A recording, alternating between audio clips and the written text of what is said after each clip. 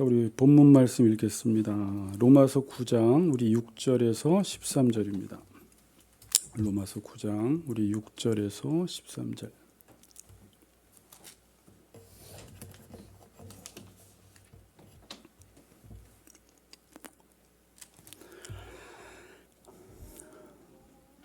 제가 천천히 봉독하겠습니다.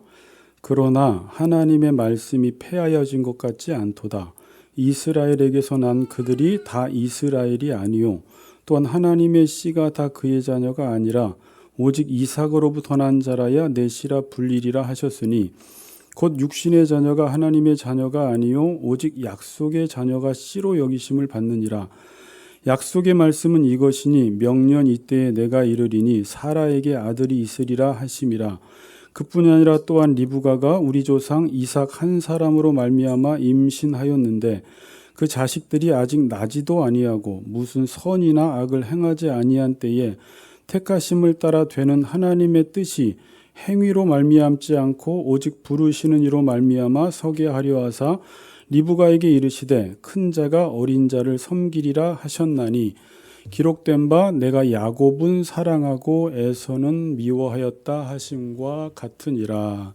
아멘. 사람과 인사합시다. 하나님의 은혜로 살았습니다. 이렇게 인사합시다. 네. 하나님의 은혜로 살았습니다. 하나님의 은혜로 살았습니다. 네, 감사합니다. 우리 병준 형제가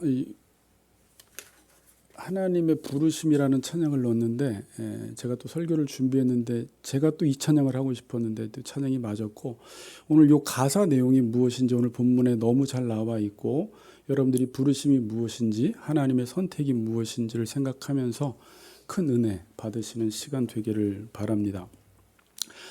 우리가 보통 어떤 모르는 사람들을 만날 때나 뭐 선을 볼 때나 뭐 맞선이나 미팅을 할 때 상대방에게 여러 가지 질문들을 던지는데 그 중에 하나의 질문이 뭐냐면 당신의 종교가 무엇입니까? 라는 질문을 하면 보통 사람들이 자신이 믿는 종교를 되죠. 나는 뭐 이슬람 종교를 믿습니다. 뭐 불교를 믿습니다. 저는 크리스찬입니다. 라고 이야기를 해요. 보통은 자신이 종교를 보통은 정해서 다녀요. 내가 교회를 다니면 크리스찬이 되는 것이고 불교를 가면 불자가 되는 것이고 이슬람교를 믿으면 이슬람교도가 되는 건데 제가 예전에 그 목동에서 그 새가족부를 맡아서 사람들을 가르칠 때 이 희한한 가정이 하나가 왔었어요. 그 가정이 보니까 그때 50대였고 저는 30대 중반 부교육자였는데 가족 4명이 찾아온 거예요. 그래서 어떻게 교회를 오셨습니까? 라고 했더니 자신들이 회의를 통해서 우리가 종교를 하나 정합시다 라고 해서 결국은 다수결로 해서 기독교를 믿기로 해서 이 교회를 왔다라는 거예요. 그러니까 왜 어떻게 이렇게 종교를 찾게 되었습니까? 라고 물었더니 그들이 잘 살았어요. 그때 목동의 14단지 쪽에 그때 집값이 비쌌거든요. 거기에 집을 가지고 계셨고 보니까 여자 집사님은 교수였고 남편 집사님은 어떤 연구원이셨어요. 자녀들도 이제 다 대학에 간 거예요. 그러니까 자기들이 추구하고 원하는 바들을 다 이룬 겁니다. 그러니까 더 이상 이제 갈 곳이 보이질 않는 거예요. 그때 인생이 허무하잖아요. 내가 원하는 목표들을 다 이룬 거예요. 뭐 집도 샀고 교수가 됐고 연구원도 됐고 자녀들도 잘 커서 좋은 대학에 들어갔어요. 그러니까 이제 그 공허한 마음을 채우기 위해서 우리가 종교를 하나 정하자라고 해서 기독교를 정했고 그리고 새가족들이 와서 저를 만나서 이제 교육을 받기 시작했는데 보통은 종교를 누가 정해요? 자신이 이렇게 정해서 믿습니다. 보통은 그렇게 믿어요. 자, 근데 그리스도인이 되는 것도 자신이 교회를 선택해서 내가 기독교인이 되겠다고 해서 교회를 다니면 과연 기독교인이 되느냐라는 것입니다. 여러분들은 어떻게 선택했는지를 한번 생각해 보세요. 내가 교회를 다니고 그리스도인이 되겠다라고 생각해서 교회를 다니면 과연 내가 그리스도인이 되느냐라는 거예요. 저는 이 시대에 예전에 영국이나 미국도 그랬지만 교회가 한창 부흥할 때 교회 사람들이 왕창 몰려올 때 그때 너무 좋은 게 아니라 그때 깨어있는 목사들이 생각했던 게 뭐였냐면 이 모든 사람들이 다 하나님의 자녀이자라는 하나님 백성의 정체성의 문제를 놓고 고민하기 시작했었어요. 그때 나온 책들이 가라지 책들이나 유사 그리스도인이라는 책들이 막 나오기 시작했는데 교회 사람들이 많이 나온다고 좋아할 것이 아니라 진짜 이 사람들이 하나님의 백성이냐라는 문제예요. 우리 교회도 만약에 사람들이 많이 나오면 정말 좋아할 게 아니라 정말 이 사람들이 종교를 선택해서 나온 것인지 정말 거듭나서 중생돼서 하나님의 자녀로 신앙생활을 하는 것인지는 우리가 쉽게 판단을 할 수 없지만 물론 성경은 그 열매는 나무로 안다고 해서 그들의 행위를 보고 그들을 판단을 하지만 그건 하나님만이 아신다라는 거예요. 그러니까 제가 지금 고민하는 것은 만일 내가 내 종교를 그리스도인, 크리스찬이라고 정해서 교회를 다니면 나는 그리스도인이 되는 것이고 하나님의 자녀가 되냐라는 거예요. 실제로 우리가 교회를 다니다 보면 이상하고 재밌는 현상을 많이 보게 됩니다. 과거에 그렇게 열심히 신앙생활했던 사람들 있잖아요. 뭐 청년부 회장도 하고 임원도 하고 뭐 집사님도 했었고 장로님도 했는데 어느 순간 보면 교회를 완전히 안 다니는 사람도 있고 어떤 사람들은 완전히 안티크리스찬이 되어서 어떻게 해요? 교회를 핍박하고 박해하는 사람도 있어요.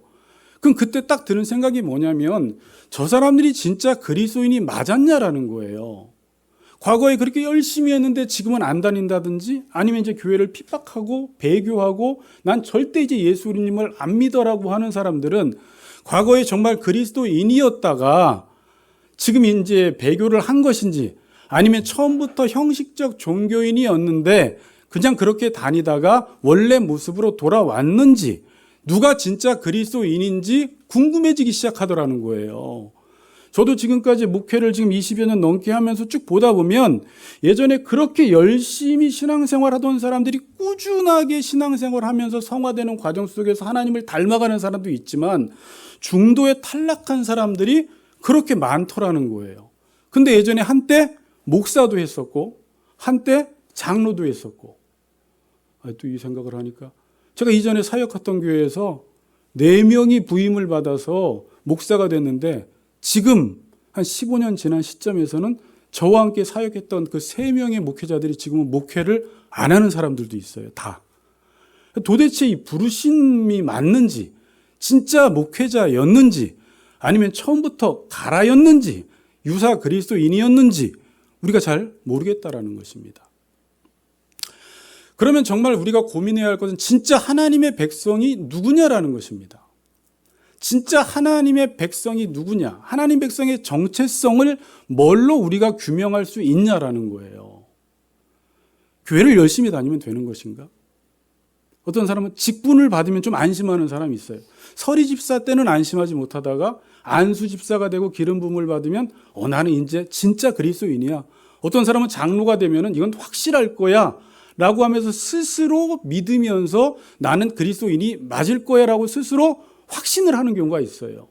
왜냐하면 자꾸 당신은 구원받았음을 확신합니까? 라고 물으니까 자기 스스로 그렇지 않은데 그런 것처럼 확신하고 있는 사람들이 있다라는 거예요. 그럼 뭐가 진짜 그리스도인인지 지침 표준이 되냐라는 것입니다. 뭐예요, 여러분? 사모가 되면 그리스도인이 되는 거예요? 목사가 되면 그리스도인이 되는 거예요? 요즘은 직분자를 뽑을 때 뭘 봅니까, 여러분? 교회 잘 빠지지 않고 나오느냐, 11조 잘 내느냐, 새벽 기도에 나왔느냐, 교회에서 하는 양육 프로그램을 다 받았느냐, 이런 기준으로 해서 직분자를 뽑아요. 그럼 정말 모든 양육 프로그램을 다 받고 11조 내고 새벽 기도에 빠지지 않으면 진짜 하나님의 백성이 되냐라는 것입니다. 여러분 그런 고민 해보셨죠? 네? 그렇게 따진다면 유대인들은 다 장로되고 목사 됐어야 돼요. 유대인들은. 왜냐하면 유대인들이 어떤 사람들이에요? 여러분 로마서를 보면 알지만 그들은 제사를 철저히 드렸어요. 때마다 절기를 그렇게 잘 지켰어요. 11조 소득의 11조를 다 드렸습니다. 하루에 3번씩 기도를 했어요. 율법을 너무 잘 알았어요. 그리고 율법을 가르치기까지 했어요. 그런데 어때요? 지금 우리가 로마서에서 살펴보고 있는 것은 이들이 구원의 반열에 들어갔어요? 못 들어갔어요? 다는 아니에요. 다는 아닌데 대부분의 유대인들이 이 하나님의 구원의 반열에서 떨어져 나가는 것들을 보면서 사도 바울이 지금 근심을 하고 있는 내용을 지난주에 우리가 살펴보았던 거예요. 정말 아브라함의 후손이었고 혈통적 아브라함의 후손이었고 그들은 모든 종교 활동을 철저히 하는데 예수 그리스도를 믿지 않는 그들의 모습을 보면서 바울은 근심하기 시작했고 큰 근심과 끊이지 않는 고통이 내 안에 있다. 내가 예수 그리스도에게서 끊어져서 저주를 받을지라도 이들을 좀 구원하고 싶다라는 내용을 지난주에 우리가 살펴보았던 것입니다.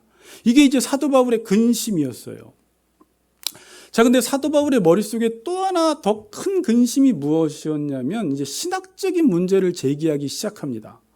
단순히 그들이 구원받지 못한 것도 정말 안타깝지만 또 하나 만약에 이들이 구원받지 못할 경우에는 어떤 신학적인 문제가 생기냐면 하나님의 성실성 문제, 이 하나님의 신실성 문제가 생겨버려요.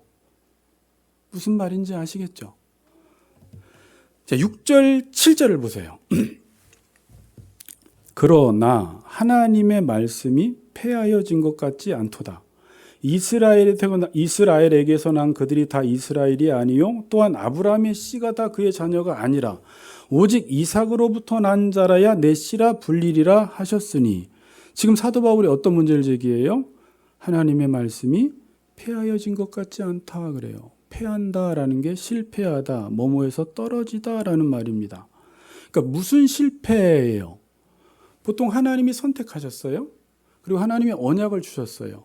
그럼 하나님의 언약을 이루시는 분이에요? 못 이루시는 분이세요? 그럼 하나님의 언약을 이루셔야 되죠. 근데 이스라엘 백성들, 유대인들을 선택하시고 그들에게 언약을 주셨으면 그 하나님의 언약이 이루어지면 역사적 현실 속에서 이들이 어떤 모양으로 나타나야 돼요? 하나님을 믿는 모습으로, 예수 그리스도를 믿는 모습으로 나타나야 되는데 실제 현실 속에서는 어떻게 나타났어요? 하나님이 선택하시고 언약은 주셨는데 이스라엘 백성들이 믿지 않는 것 보니까 그럼 하나님의 언약이 실패한 것 아니냐. 이런 의문이 들겠어요? 안 들겠어요? 들겠죠? 우리가 열심히 신앙생활하던 사람들, 과거에 정말 열심히 신앙생활하던 사람들이 나중에 예수 그리스도를 믿었을 때 우리가 고민하잖아요. 이 사람이 진짜 하나님이 선택한 사람 맞나?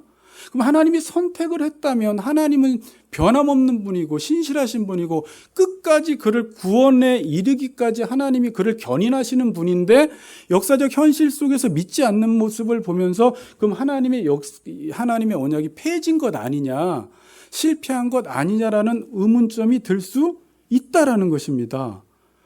그럼 큰 문제가 생기는 거예요. 하나님의 언약을 지키지 못하시는 분이 되는 것입니다. 근데 여기서 이제 바울이 무슨 이야기를 하냐면, 자, 보세요. 하나님의 백성을 재정의하기 시작합니다. 이스라엘에게서 난 그들이 다 이스라엘이 아니요. 그래요. 이거 뭐 피해 가려고 이런 말 하는 게 아니라 이게 사도 바울이 하나님의 경륜 속에서 깨달은 것입니다. 이스라엘에게서 난 그들이 다 이스라엘이 아니다라고 하면 지금 이스라엘이 두 부류가 있다라는 거죠. 그러니까 이스라엘에게서 이때 이스라엘은 뭐예요? 말 그대로 민족적 이스라엘, 육신적 이스라엘, 혈통적 이스라엘, 아브라함의 보통 후손이라고 하는 사람들, 이 민족적 이스라엘이 다 이스라엘이 아니다라고 이야기를 하고 있어요. 그럼 진짜 이스라엘이 뭐냐라고, 그럼 진짜 이스라엘이 있죠. 이거 상징적인 건데 이게 참 이스라엘이에요. 영적인 이스라엘이에요. 그러니까 육신적 이스라엘이라고 해서 혈통적 이스라엘이라고 해서 참 하나님의 자녀, 참 이스라엘은 아니다라고 지금 이야기를 하고 있습니다.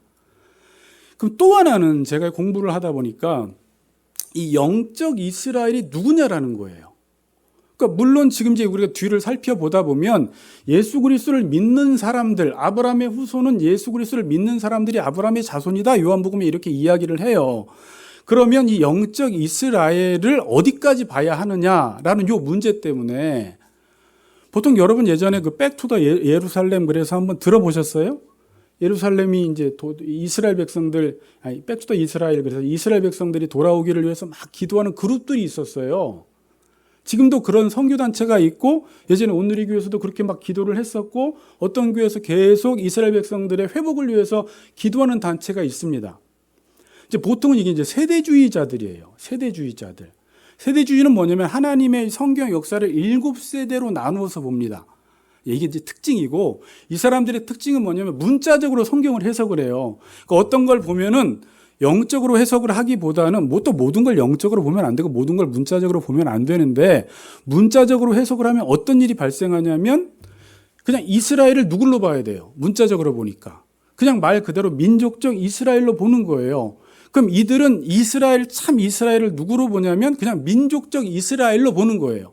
그럼 하나님의 자녀는 누구예요? 아브라함의 후손만 하나님의 자녀가 되는 것입니다. 민족적 이스라엘만. 그래서 훗날에 이 민족적 이스라엘이 다 돌아올 것이라고 이들은 보고 있어요. 그것도 백투더 이스라엘, 그래서 그들을 위해서 계속 기도하고 있는 것입니다. 그리고 그들이 오면 그때서야 예수님이, 종말의 때가 오고 예수님이 오신다라고 보고 있습니다. 또 한 그룹은 영적인 이스라엘을 어떻게 보냐면 신약시대 교회로 대체시켜버렸습니다. 그러니까 지금 신약시대 백성들이 다 영적인 이스라엘이다라고 또 보고 있는 건데, 이것도 이제 그 말시온주의에 빠지게 돼요. 나중에 이제 말시온주의 찾아보세요. 그렇게 빠져버리게 돼요. 그러면 영적 이스라엘은 누구냐라고 봤을 때, 민족적 이스라엘인 유대인 중에서도 영적 이스라엘이 될 수가 있고, 이방인 중에서도 영적 이스라엘이 될 수 있습니다. 자, 이 부분은 이제 뒤에서 더 구체적으로 다루고요. 여러분, 이 부분 오늘 잘 배우시고 다음 주에 이제 예정론을 배우는데 너무 중요한 부분을 다루게 될 거예요. 여러분들 이번 주와 다음 주와 그 다음 주까지 해서 이걸 전체를 여러분들이 흐름을 잘 아시고 정말 하나님의 백성이 누구인지, 하나님의 선택이 무엇인지를 이번 시간에 이걸 통해서 잘 배웠으면 좋겠습니다. 자, 그러니까 이스라엘에서 난 그들이 이스라엘이 아니요라는 말은 지금 하나님의 백성을 재정의하고 있습니다. 하나님의 백성이 누구냐라는 것입니다. 7절 보세요. 또한 아브라함의 씨가 다 그의 자녀가 아니요 오직 이삭으로부터 난 자라야 내 씨라 불리리라 하셨으니. 자, 이렇게 말합니다. 아브라함의 씨라고 해서 다 그의 자녀가 아니라는 거예요. 이삭으로부터 난 자라야 내 씨라 불린다라는 것입니다. 그러니까 아브라함이 누구예요? 이스라엘의 믿음의 조상이에요. 이스라엘 백성들의 조상이죠. 그리고 하나님께서 이제 아담과 하와의 타락으로 이 많은 사람들이 이제 바벨탑을 쌓고 타락하는 그때 하나님이 아브라함을 갈대아 우르에서 부르셔서 가나안 땅에 오게 하셔서 이제 이스라엘 백성의 원 조상으로 삼으셨죠. 그리고 그를 통하여 언약을 주셨죠. 너를 통하여 내 씨를 통하여 모든 백성이 복을 받을 것이다 라고 했어요. 그럼 당연히 유대인들은 그 말씀을 듣고 이 아브라함의 혈통적 후손들이 다 복을 받는다라고 생각을 하겠죠. 그리고 이제 요한복음을 보다 보니까 유대인들은 한치의 의심도 없이 우리는 하나님의 자녀요 아브라함의 후손이라고 믿고 있었습니다. 그러니까 요한복음 8장에 보니까 유대인들은 우리는 아브라함의 후손이라고 이야기해요. 언제 그런 이야기를 하냐면 예수님이 진리를 알지니 진리가 너희를 자유케 하리라 라는 말을 했더니 이들은 그 말을 듣기가 싫은 거예요. 왜? 우리는 남의 종된 적이 없는데 왜 우리 보고 자유하라고 하느냐 라고 하면서 그들이 했던 말이 우리는 아브라함의 자손입니다 그래요. 그랬더니 그때 예수님이 어떤 말을 하죠? 야, 너희들은 지금 하나님이 보낸 예수가, 구원자가 니들 앞에 있고 진리의 말씀을 너희들에게 가르쳐주고 있는데 이 진리의 말씀을 들어야지. 진짜 하나님의 자녀들은 진리의 말씀을 듣는 것으로 드러나는데 너희들은 내 말을 안 듣는 것 보니까, 또 하나 너희들은 욕심대로 행하는 것을 보니까 아브라함의 자손이 아니라 누구 자식? 마귀 자식이다 라고 예수님이 이렇게 말씀해버리는 거예요. 그러니까 혈통적 아브라함의 후손이라 할지라도 그 안에 진짜 하나님의 자녀가 있고 아닌 자녀가 있다라고 지금 말씀을 하고 있어요. 그럼 아브라함의 후손인데 누가 아브라함의 씨요 아브라함의 후손이라고 이야기를 합니까? 8절에 육신의 자녀가 하나님의 자녀가 아니요 오직 약속의 자녀가 씨로 여기심을 받느니라. 그러니까 그러면 우리는 이렇게 생각해요. 아, 이삭의 자녀면은 다 아브라함의 후손이겠네? 하나님의 자녀겠네라고 생각하는데 이삭의 자녀를 또 한 번 정의를 해줍니다. 그럼 이삭의 자녀는 누구예요? 약속의 자녀라는 거예요. 약속의 자녀. 자, 그러니까 이제 아브라함이 자, 사라를 통해서 아이를 낳아야 되는데 사라가 아이를 낳았어요? 못 낳았어요? 태가 다 끊겨버렸어요? 못 낳았어요? 누구를 통해서 이스마엘을 낳았어요? 첩인 하갈을 통해서 이스마엘을 낳았습니다. 그리고 또 사라와 관계를 맺고 누구? 이삭을 낳았어요. 그러니까 저는 이제 이런 생각을 할 수 있을 것 같아요. 아, 이삭의 자녀가 다 하나님의 자녀라고 하니까 첩을 통해서 낳은 자녀는 약속의 자녀가 될 수 없구나. 본처를 통해서 낳아야지만이 약속의 자녀가 되는구나라고 생각할 수 있는데, 자, 그 다음 구절로 넘어가면 그게 아니라는 사실을 우리가 또 알 수가 있습니다. 10절, 13절. 그뿐 아니라 또한 리브가가 누구예요? 이삭의 아내이죠. 그러니까 아브라함을 통해서 이스마엘이 태어났고 이스마엘은 첩을 통해서 태어났고 그 다음에 이삭은 사라 본처를 통해서 태어났어요. 그리고 이제 이삭의 와이프가 리브가예요. 리브가가 우리 조상 이삭 한 사람으로 말미암아 임신하였는데 그 자식들이 보세요. 아직 나지도 아니하고 무슨 선이나 악을 행하지 아니한 때에 택하심을 따라 되는 하나님의 뜻이 행위로 말미암지 않고 오직 부르시는 이로 말미암아 서게 하려 하사 리브가에게 이르시되 큰 자가 어린 자를 섬기리라 기록된 바 내가 야곱은 사랑하고 에서는 미워하였다 함과 같으니라. 그러니까 이삭이 지금 리브가를 통해서 누구를 낳았어요? 에서와 야곱을 낳았어요. 에서는 첩을 통해서 낳은 게 아니라 다 본처를 통해서 누가 나왔어요? 에서와 야곱이 나왔는데 하나님이 다 본처 자식인데 누구는 사랑하고 누구는 미워해? 야곱은 사랑하고 에서는 미워했다는 거예요. 야곱은 선택하고 에서는 버리셨다라고 지금 이야기를 합니다. 우린 보통 이렇게 나오면 이유가 뭔데요? 이래요. 이제 이유를 따져야 되고 원인이 뭔지를 알아야지 이 속이 시원한 사람들이 우리예요. 이제 이 부분에 대해서는 다음 주에 다룰 텐데 이유 없어요. 9절 보세요. 이렇게 말해요. 그 자식들이 아직 나지도 아니하고 무슨 선이나 악을 행하지 아니한 때에 어떤 행위로 인해서 어떤 선도 행하지 않았는데 우리는 이유가 그럼 이삭이 좀 더 나았나? 아, 이삭이 아니라 야곱이 좀 더 나았나? 에서는 좀 낫지 못했나? 아니면 야곱이 좀 잘 믿었나? 에서는 믿지 못했나? 무엇인가 행위를 찾아내서 이 원인을 찾아내서 그래서 하나님이 야곱을 선택했구나라고 해야지 우리의 속이 시원한 사람들이에요. 그런데 우리 본문은 뭐라고 하냐면 태어나기도 전에 무슨 선이나 악을 행하기도 전에 택하심을 따라 줄치고요.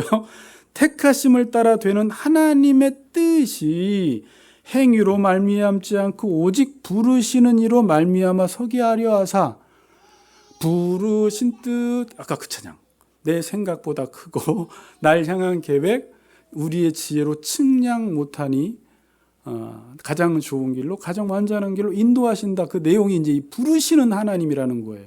이것은 철저하게 하나님의 택하심과 부르심으로만 된다라는 거예요. 하나님 왜 에서는 미워하고 야곱은 사랑합니까? 이유가 뭡니까? 그래서 우린 이유를 찾아서 선택받기 위해서 그 조건과 자격을 갖추기 위해서 열심히 노력하는 게 세상 시스템이잖아요. 근데 여기엔 그게 없다라는 거예요. 그냥 하나님이 야곱은 사랑하고 에서는 미워했어. 선이나 악을 행하지도 아니한 그때에 나지도 아니한 그때 이미 하나님이 선택해버렸다라는 거예요. 정리하면 행위가 아니라 이건 철저한 하나님의 부르심으로 되었다라고 지금 이야기를 하고 있습니다. 이유 없다는 거예요. 자, 여러분 아브라함이 사라를 통해서 이삭을 낳을 때 어땠어요? 육신적으로 생산 기능이 완전히 죽었어요. 그렇죠. 아이를 낳을 수 없는 상황에서 아이를 낳은 거예요. 태가 끊어졌어요. 근데 리브가도 마찬가지예요. 희한한 거는 사라나 리브가나 아이를 낳을 수 없는 상황이에요. 그리고 리브가도 이제 이삭이 기도해서 이제 하나님이 기도를 들어주셔서 자녀를 주셨는데 지금 이 말을 왜 하는 걸까요? 인간으로는 아이를 낳게 할 수 없어요. 불가능한 상황이에요. 그 하나님의 부르심으로 인해서 모든 태가 끊어지고 어떤 자연적인 생산 기능이 불가능한 그때에 하나님이 창조적 행위로 하나님의 절대적 부르심과 하나님의 뜻에 의해서 이삭이 태어났다. 야곱과 에서가 태어났다라는 거예요. 그건 인간의 힘으로 태어난 게 아니라는 거예요. 그래서 하나님이 태문을 닫으신 이후에 우리가 스스로는 아이를 낳을 수 없는 그때에 하나님의 창조적 행위를 통해서 절대적으로 이 하나님의 백성은 하나님의 약속에 의해서만 태어난다라는 사실을 보여주기 위해서 하나님이 이렇게 하셨던 거예요. 그러니까 하나님의 자녀가 되는 것은 행위에 있지 않고 철저히 하나님의 택하심과 부르심으로만 되는구나 라는 사실을 여기까지 말해줘요. 제가 진도를 더 나가려다가 오늘 추수감사절이라 더 하면 길어질 것 같아요. 이제 그 다음 주에 이야기하고 적용을 좀 한다면, 여러분, 세상은 어떤 결과가 나타나면 원인을 인간의 행위에서 찾습니다. 여러분 그렇죠? 어떤 결과가 있으면 반드시 행위에서 찾아요. 누가 잘 됐으면 잘한 거고 못했으면 못한 거예요. 이번에 수능을 잘 봤으면 열심히 한 거고 수능을 못 봤으면 공부 열심히 안 했다. 우리는요 저절로 그렇게 생각을 합니다. 그렇죠?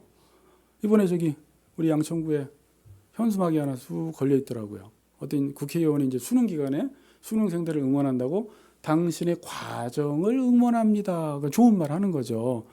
당신의 과정을 응원합니다라고 하지만 실제 이 세상은 과정을 그렇게 중요시 여기지 않습니다. 너 붙었어? 안 붙었어? 너 대학 들어갔어? 못 들어갔어를 보지 과정? 말은 그렇게 하지만 과정 그렇게 중요시 여기지 않아요. 어쨌든 수능 떨어졌으면 사람들은 어떻게 보는 줄 아세요? 열심히 안 했구나. 머리가 나쁘구나. 무능하구나.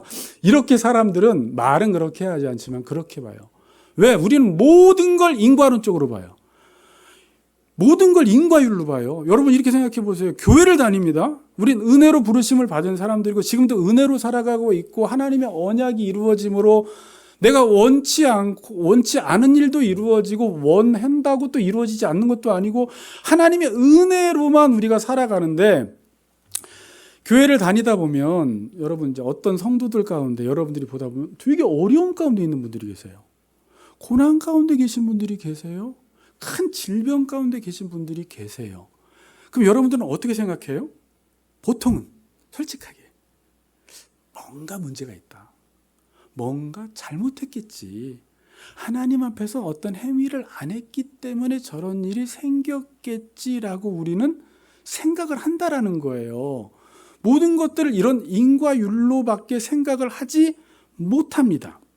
자, 그런데 그 당시 유대인들도 그랬어요. 유대인들도 여러분 아시죠? 그 소경을 요한복음 9장에 보고 맹인이 있으니까 제자들이 하는 말이 인과율로 보죠. 이 사람이 소경된 게 부모의 죄입니까? 자신의 죄입니까? 이렇게밖에 못 보는 거예요. 욥기서도 그랬네. 욥기서에서도 어때요? 욥이 고난을 당하니까 그냥 하나님의 주권적 어떤 섭리하에 욥이 특별히 잘못하지 않고 완전한 의인인데도 어떤 큰 고난을 당하거든요. 근데 욥의 친구들의 관점은 어떻게밖에 못 보냐면 모든 걸 인과율로밖에 못 봐요. 야, 네 자신 좀 잘 살펴봐봐. 분명히 무언가 잘못한 게 있으니까 이런 일이 생겼을 거야 라고 밖에 보지 못한다라는 거예요. 그러니까 제대로 보는 게 아니에요. 하다못해 교회에서도 그런다라는 거예요. 그렇지 않은데 오늘 본문이 그걸 이야기하고 있는 거예요. 그 자식들이 아직 나지도 아니하고 무슨 선이나 악을 행하지 아니한 때에 택하심을 따라 되는 하나님의 뜻이 행위로 말미암지 않고 오직 부르시는 이로 말미암아 서게 하려 하사, 아무것도 안 했는데 선도 행하지 않았는데 어떤 결과가 임하는 것입니다. 우리 삶 가운데. 근데 제가 결과라고 하면 꼭 좋은 것만 생각하는데 좋지 않은 결과도 임해요. 왜 그래요? 하나님이 우리를 부르셨어요. 한 번 부르시면 끝나는 게 아니라 부르심의 목적지까지 데려가기 위해서 선이나 악을 행하지 않았는데 하나님이 어떤 결과들을 주시는데 그 결과가 우리가 보기에는 안 좋은 것일 수도 있고 좋은 것일 수도 있는데 우리는 보통 좋은 것만 간증을 하죠. 근데 안 좋은 게 지금 눈에 볼 때 안 좋게 보이는 게 있는데 그게 훗날에 보면은 하나님의 부르신 뜻을 이루기 위해서 주신 하나의 과정이라는 걸 알게 되는데 우리는 미래를 보지 못하니까 미래를 보지 못하니까 당장 좋지 않은 일이 일어나면 이걸 행위를 통해서 극복을 해보려고 하는 거예요. 물론 그 자세는 좋은데 그 방식만 가지고 살면 안 된다라는 것입니다. 자, 우리의 문제가 뭐냐면 우리는 은혜로 하나님의 자녀가 되었는데 또 신앙생활할 때는 또 철저히 인과율로 하나님을 대해버리는 거예요. 자, 잘 들으세요. 중요한 말이에요. 은혜로 하나님의 은혜로 자녀가 되었는데 또 신앙생활을 지금 하면 지금도 은혜로 살아가고 있거든요. 말은 이렇게 하면서 하나님을 인과율로 대한다라는 거예요. 아까 말 그대로 어떤 어려움이 생겼어. 근데 특히 이제 이럴 때예요. 내가 30년 동안, 20년 동안 한 번도 하나님 말씀 잘 어기지도 않고 교회도 잘 다니고 신앙생활 잘하고 그래 하나님 말씀을 인간이니까 완전하게 지킬 수는 없지만 그래도 최선을 다해서 지킨다고 지켜왔어요. 그런데 어떤 큰 어려움이 생겨버리면 우리는 보통 어떻게 이야기해요? 하나님, 저한테 이러시면 안 되는 거 아니에요? 그래요. 이런 말을 해요. 그러니까 왜 이런 말을 하는 거예요? 나 살아온 거 모르세요? 행위를 또 갖다 들이대는 거예요. 제가 이렇게 열심히 했는데 하나님 저한테 이러시면 안 되죠. 근데 이 말을 누가 했냐면 이번 주에 TV를 보다 보니까 코미디언 박미선 씨가 최근에 위암 걸렸다 요즘 좀 회복이 됐어요. 근데 크리스찬이에요. 유방암이었나? 유방암이었나? 그러니까 이제 이경실 씨랑 뭐 이렇게 친하더라고요. 근데 이제 이경실 씨가 교회를 이제 다닌 지 얼마 안 됐어요. 믿음이 약한데 잘 안 다니다가 이 박미선이를 고치고 싶어서 교회를 갔대요. 첫 번째 한마디가 뭐냐면 하나님, 다른 사람은 몰라도 미선이한테 이러면 안 되시지 않습니까? 그랬대요. 기도할 때. 그러니까 이게 무슨 말이에요? 박미선 착하다 이거예요. 이봉원 먹여 살리고 열심히 살고 38년 동안 2개월밖에 못 쉬고 정말로 신앙생활도 잘하는데 하나님 아신다면 박미선이한테 이러면 안 됩니다라고 이야기했다는 거예요. 여러분들은 어떠세요? 자, 여러분 아까 말씀드렸듯이 우리는 자꾸 예수를 잘 믿다가 우리가 기대치라는 게 있어요. 분명히 내가 이런 행위를 했으면 내 인생이 잘 돼야 되는 거야. 근데 여러분 정말 하나님을 신실하게 섬긴 사람들도 어느 날 예견치 않게 무서운 시험이나 무서운 고난을 당하는 적이 있어요. 그럼 그때 인간들은 어떻게 보냐면 무조건 행위적 관점으로밖에 못 봐요. 행위론적 관점으로밖에. 근데 아닐 수 있어요, 여러분. 아까 말씀드렸어요. 하나님이 우리를 부르셨어요. 그리고 하나님은 계속 우리를 부르세요. 그리고 부르심의 목적지까지 데려가기 위해서 하나님 나한테 왜 이러세요? 이런 일이 생기면 안 되잖아요 라는 그 일이 발생돼요. 여러분 특히 이런 말을 누가 잘하냐면 평범하게 사는 사람은 그렇지 않아요. 이제 태릉 성추촌 같은 데 가서 이제 올림픽 금메달을 따기 위해서 코치가 무섭게 훈련을 시킬 때 훈련받는 입장에서 지금 코치는 금메달을 따기 하기 위해서 얘를 엄청나게 훈련을 시키는데 그게 너무 무섭게 훈련을 시키니까 코치님 왜 이러세요? 저한테 이러시면 안 되지 않아요? 이거 너무한 거 아닙니까? 라고 하는데 지금 그게 뭐 때문에 그래요? 금메달이라는 부르심 때문에 그 과정을 지금 하나님이 주신 거 아니 하나님이 아니라 코치가 그렇게 훈련을 시키는 거거든요. 지금 우리 그리스도인들도 마찬가지예요. 우리는 자꾸 예수를 믿으면 잘 돼야 된다라는 전제를 가지고 있으니까 문제가 생기는 거예요. 그리고 잘 된다라는 건 무조건 좋은 일이 생겨야 되는 거예요. 만약에 누가 질병에 걸리고 아프고 어떤 일이 생기면 하나님의 부르심을 의심하기 시작해요. 제가 이렇게 목회를 하다가 만약에 목회가 안 되면 저도 예전에 무슨 생각이냐면 하나님 나 불렀나? 개척 내 마음대로 한 거 아닌가? 별 생각을 다 해요. 이게 부르심의 과정 가운데 하나님이 저를 죽이시고 저를 깎으시고 저를 빚어가시고 정말 하나님의 형상대로 만들어가기 위해서 제가 좋아하던 모든 것들을 끊어내실 수 있고 모르지만 어떤 계획이 하나님께서 있는 건데 우린 그 생각은 하지 않고 특별히 신앙생활을 열심히 한 사람일수록 어려움을 겪으면 하나님 저한테 이러시면 안 되죠 라고 이야기한다는 거예요. 근데 그 하나님이 우리에게 주시는 일이 지금은 나빠 보이지만 좋은 걸 수도 있어요. 어떤 건 좋아 보이지만 나쁜 걸 수도 있어요. 그건 우리가 모르는 거예요. 이 모든 걸 합력해서 하나님의 저 부르시는 목적지까지 합력해서 선을 이루시는 분은 하나님이세요. 지금 집사님이 열심히 하나님을 믿는데 찬양 안 빠졌는데 기도회 안 빠졌는데 교회 안 빠졌는데 특별히 10년 동안 그렇게 했는데 갑자기 무슨 문제가 생기면 분명히 우리도 그런 말을 해요. 하나님 잘 못 보시나 보네. 하나님 실수하신 것 같은데 저한테는 이러시면 안 되죠. 그래요. 또 행위적 관점으로 접근한다는 거예요. 이 가사를 보다 보니까 이분이 지금 분당 우리 교회에서 지금 이분은 입맛도 못 느끼는 분이세요. 청력도 마비가 되는데 하나님이 갑자기 말씀 듣다가 어떤 목사님이 찬양 인도자로 세워줘서 부르셔서 지금 찬양 인도를 하고 계신 분이고 그분이 이 이제 가사를 썼기 때문에 이 엄청 가사가 좋아요. 제가 가만히 보다 보니까 이게 맞아요. 나를 부르신 하나님의 신실하심을 나는 믿네. 날 부르신 뜻 내 생각보다 크고 날 향한 계획 나의 지혜로 측량 못하나 뭐라고요? 가장 좋은 길로 가장 완전한 길로 오늘도 나를 이끄심을 난 믿네. 이게 믿음으로 사는 사람들이에요. 왜 나에게 이런 고통과 어려움을 주셨는지는 난 몰라. 근데 하나님이 나를 부르신 건 맞아. 그리고 지금도 부르신 가운데 있어. 그런데 이 일은 내가 해석이 안 돼. 근데 하나님은 분명히 가장 완전한 길로 가장 좋은 길로 이끄심을 나는 믿는다. 라는 게 그리스도인이라는 거예요.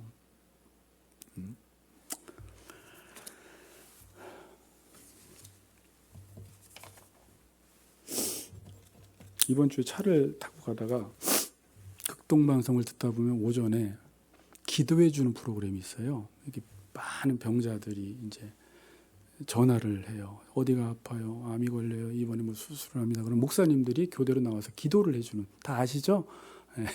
기도를 해주는 게 있는데 제가 앞부분은 못 들었어요. 딱 틀었는데 차에서 그 청년이 하반신이 마비가 됐어요. 뭐 사고였던 것 같아요. 하반신이 마비가 됐어요. 참으로 힘든 일이죠. 사고가 나서 하반신이 마비가 되면. 근데 그의 어머니도 전화를 했고 아들도 전화를 해서 이게 낫다라는 거예요. 근데 어떻게 낫냐라고 보니까 갑자기 하나님이 밤에 꿈에 아들아 너 일어나 걸으라는 거예요. 이거 말도 안 돼서. 근데 또 음성이 들리는 거예요. 너 일어나 걸으라는 거예요. 이거 분명히 주님의 음성이다라고 해서 진짜 일어나서 걸었는데 걸어지더라는 거예요. 그래서 완전히 다 놀라가지고 전화를 한 거예요. 그리고 의사를 찾아갔더니 의사가 그러더래요. 있을 수 없는 일이 일어났다는 거예요. 그래서 이제 극동방송에 전화를 하고 그분들이 너무 좋아하면서 저희가 계속 기도하겠다고. 그래서 이 친구가 뭐라고 고백하냐면 제가 이제 신학교를 가기로 결심했습니다. 모르는 거죠. 하나님의 뜻이 뭐 신학교 가니까 다 좋다라는 말이 아니라 하나님의 부르심이 어디에 있는지를 모른다라는 말이에요. 그러니 부르심을 입은 자들은 계속 부르시기 때문에 우리 인생이 이 세상 공식으로 세상의 방식으로는 설명되지 않고 부르시는 이가 부르시는 대로 우리의 삶의 일을 일으키시는 것입니다. 좋은 걸 수도 있고 안 좋은 걸 수도 있고. 이렇게 하나님의 부르심에 의해서 하나님의 주권에 의해서 태어난 약속의 자녀가 진짜 하나님의 자녀라는 것입니다. 나중에 뭐 산상설교도 있고 성경 전체가 이야기하는데 하나님의 자녀들의 특징은 그 하나님의 약속을 믿을 수 없는 상황에서도 믿는 특징으로 드러나요. 그리고 반드시 열매가 맺힙니다. 그렇게 어려운데 주변에서는 다 떠나라고 하고 너 하나님 원망하고 죽으라는 말도 욥의 아내처럼 하고 너 이제 하나님 믿지 말라고 이야기하는데 하나님이 택하신 사람들의 특징은 그 하나님을 믿더라는 거예요. 결론을 맺겠습니다, 여러분. 저는 여러분이 이 자리에 있는 것은 오늘도 은혜요. 하나님의 창조적 부르심으로 이 자리에 있음을 믿습니다. 여러분 이거 진짜 아멘이 뭐냐면 여러분이 용을 써도 이 자리에 올 수 없어요. 이건 하나님의 완전한 재창조 사역이에요. 창조적 사역이에요. 왜 누구는 안 믿는데 왜 나는 믿어서 이 자리에 왜 있어? 왜 안 믿는데 갑자기 어떻게 뭐 젊은이의 날 한번 오라고 해서 우리 친구가 온 건 아닌 것 같아요. 뭔가 하나님의 부르심이 있으니까 저 바쁜 와중에도 오는 거겠죠. 저 친구뿐만이 아니라 모든 사람들이 다. 저만 봐도 저는 어떨 때 그래요.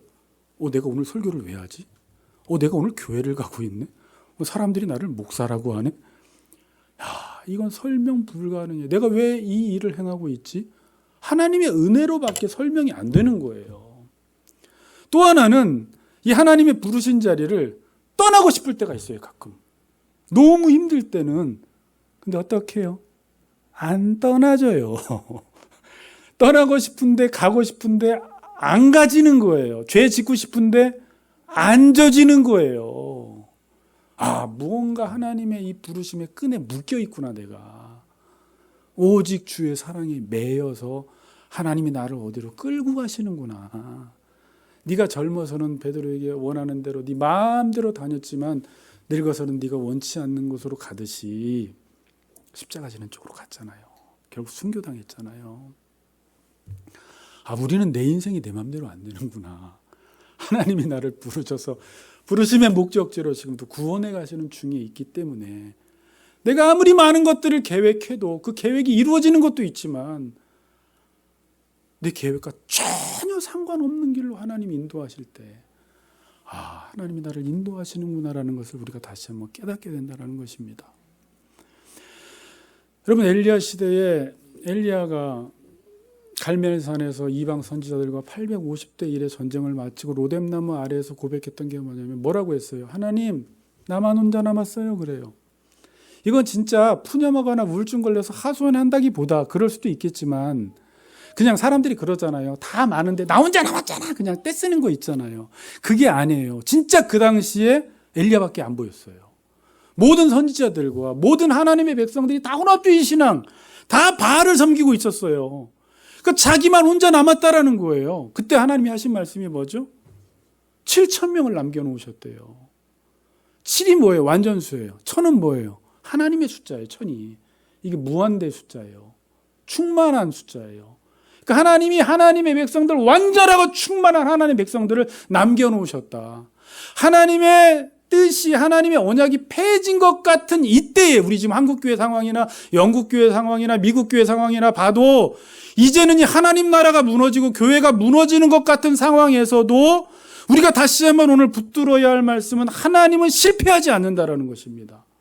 하나님의 언약은 폐해지지 않는다라는 거예요. 폐해지는 것처럼 보여요. 이 시대 젊은이들이 교회를 떠난 거 보면 하나님 말씀이 폐해진 것 같아. 교회가 막 어려움 당하는 거 보면 폐해진 것 같아.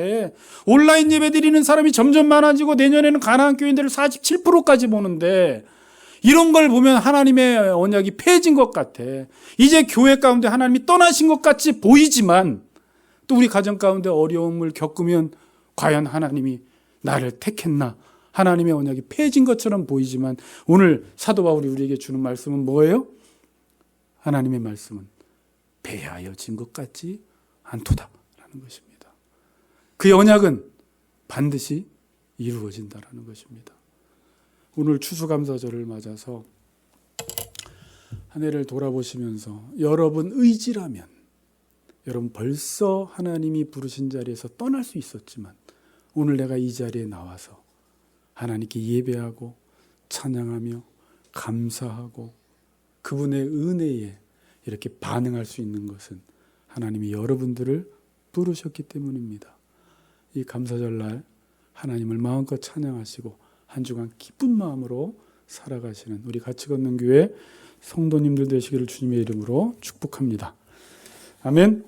이 찬양 한번 부릅시다. 하나님의 부르심에는